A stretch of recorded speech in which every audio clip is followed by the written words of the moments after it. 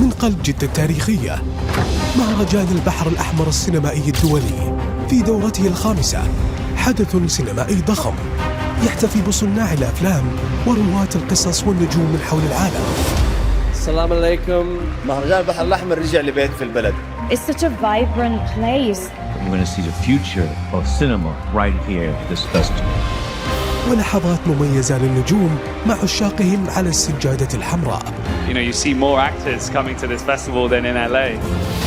حفل افتتاح مهرجان البحر الأحمر السينمائي الدولي مباشرة على الهواء الليلة 7:30 بتوقيت السعودية على MBC 1.